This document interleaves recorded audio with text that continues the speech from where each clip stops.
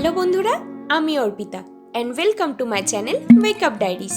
আজ মাকে বলেছিলাম একটা ফ্রুট কেক বানাতে। চলো দেখে নিই মা কিভাবে ফ্রুট কেক বানায়।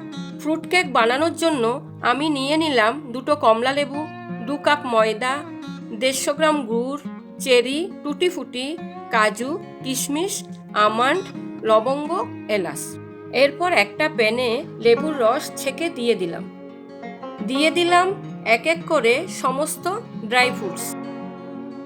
লো ফ্লেমে 1 মিনিট একটু নাড়িয়ে নিলাম। এরপর প্যানে দিয়ে দিচ্ছি গুড় ও সামান্য জল। লো ফ্লেমে গুড়টাকে একটু জাল করে নিলাম।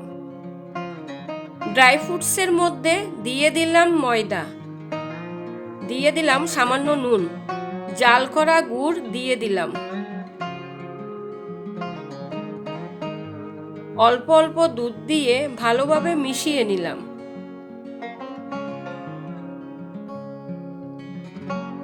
দিয়ে দিলাম একটা ইনো। সামান্য সাদা তেল দিয়ে ভালোভাবে মিশিয়ে নিলাম।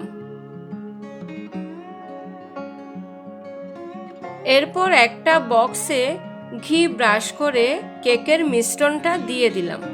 একটা সসপ্যানের উপর অল্প জল দিয়ে একটা স্ট্যান্ড রেখে তার উপর দিয়ে দিলাম বক্সটা।